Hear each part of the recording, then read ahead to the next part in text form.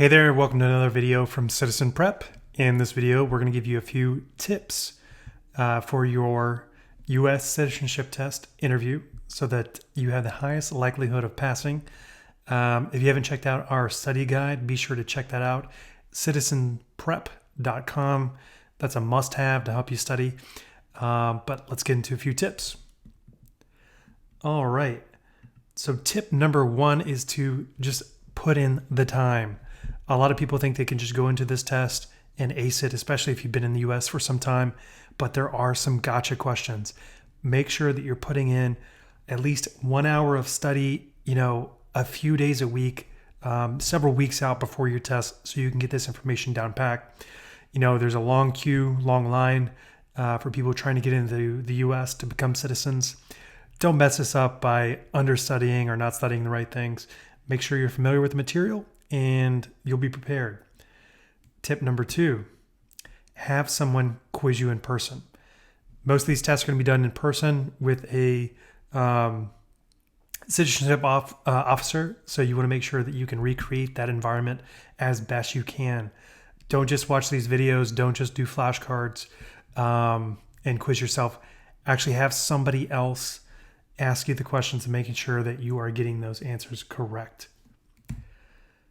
Tip number three is to use flashcards. There's a lot of apps out there that you can download on the App Store that help you prepare. Take a look at these at night, when you're in the bath, when you're commuting, when you're on the subway, just to help keep that memorization going and to cement those those topics into your brain. We'll link to some flashcards that we recommend as well in the show notes. Watch videos on each subject. So don't just read the answers. Don't just memorize them. I would always recommend to seek out videos on YouTube or other courses, and particularly look at videos that are targeted towards kids. Oftentimes, these are the best distillation of the information because as a 5-year-old or 7-year-old, you can only retain so much of the information, and they usually give you the core points. This test is not going to quiz you on, political theory or, something that's very difficult that scholars kind of debate. It's just going to give you the facts, right? So most of these kid videos will give you what you need and help you memorize them in a way that it's easy to recall. So I recommend children's books and, videos on each of these subjects. Tip number 5 is to listen to podcasts. So when you're driving or commuting, use that time, or you're at the gym, use that time to study as well passively. I recommend listening to especially podcasts on the founding of the United States, because that's going to give you a lot of the framing on, the forefathers of the U.S., what they were going through, the war, the steps to create the Constitution, why the Bill of Rights is there, and it'll give you a lot of context. So you're not just memorizing words or phrases on a flashcard. You're actually kind of understanding the context of how the United States was born and what it had to go through to get to where it is today. So definitely check out some podcasts. Number 6, I like to make mnemonics or memory tricks or phrases on things that you're struggling with or might be hard, right? So instead of trying to memorize everything, make up a game or make up a funny picture in your flashcard or in your notes that's going to help you trigger the right answer. So I'll give you a few examples here. So the Texas governor, currently the filming of this video, is Greg Abbott. What rhymes with Greg Abbott? Gray rabbit. Kind of rhymes a little bit, right? So, one of the Texas animals is a jackrabbit, right? So if I think of when I'm asked, what is the current governor of Texas? I think, jackrabbit rhymes with gray rabbit, Greg Abbott, right? So just come up with fun tricks like that to help you memorize, all the information. Here's another example. A lot of people get the question of name 3 of the original 13 colonies. There's 13 of those.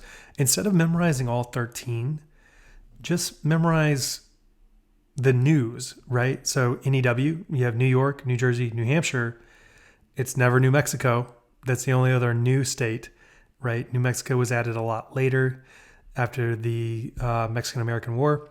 So just remember the news. New York, New Jersey, New Hampshire, all those ones in the north. Look at a map, see where they're located. Here's another one, right? The First Amendment. It asks about freedom of religion. I often tell people just remember freedom of speech.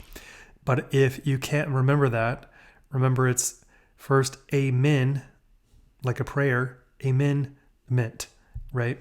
It's only the first one, right? So the first prayer, freedom of religion.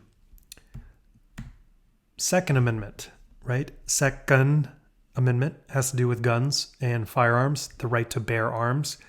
Also make funny pictures. All of these things are going to help you in your study time. Tip number 7, learn the answers and try to ask the questions. So kind of in a Jeopardy format where if somebody gave you the answers, right, like life, liberty, and the pursuit of happiness, what question might that be an answer to? And that would be, what are the rights espoused in the Declaration of Independence, right? So be able to answer it forward and backwards, right? So if I gave you the phrase, we the people, what would the question be? The question would be, what are the first 3 words of the U.S. Constitution? So have a little bit of fun, try them forwards and backwards. That's going to help really cement that information in your brain. Another great proven strategy to learning is to take a topic and go teach somebody else. Now, if you don't have an audience or you don't have a nephew or niece or kids, or maybe your significant other to teach a topic to, just go on and create a video on your phone, right? Like do a little video teaching someone about,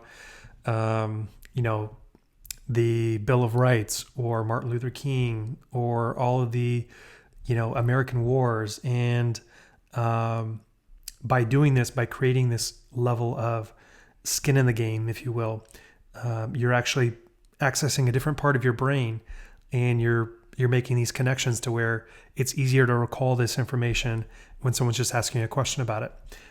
So give it a try. The next tip is, oftentimes you're going to be very stressed going into these interviews, especially if you feel like you're underprepared. Who knows what can happen on your way to your interview? You could have really bad weather. It could be raining. You could almost get in a car wreck. You could have gotten in a fight with your significant other. Who knows what level of stress you're going to be under, right? So try to recreate as much of the environment as you can.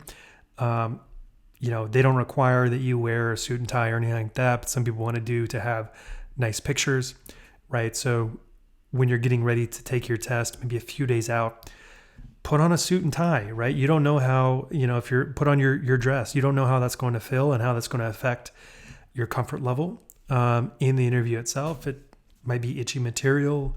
The tie might be too tight. The dress might be too short. You don't know. So try this stuff on and then have somebody quiz you with the clothes that you're going to wear to the interview, just so that you're comfortable answering in that environment. And on that same note, try to induce some stress into your practice. Maybe having, some people yell at you, or random counting or random numbers, turn the TV way up, make a bunch of distractions, and then have somebody quiz you, so that when you're in the real scenario, you feel very prepared, and no matter what stress elements are around you, you're able to answer the questions, right? So once you feel like you have a good grasp on the topics, start challenging yourself with some stressful situations. Maybe make it too hot or too cold, turn the temperature way down, figure out what your stressors are, and prepare yourself so that by the time you get to the interview, all that stuff is a breeze.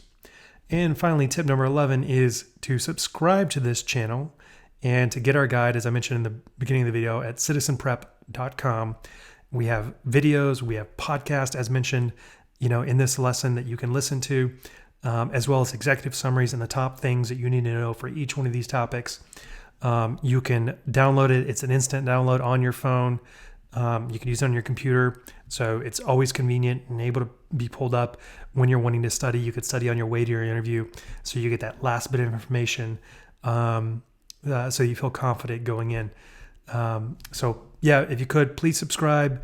We'll give you more tips and keep you up to date on all the goings-ons around the U.S. citizenship test. And we hope to wish you good luck and see you next time.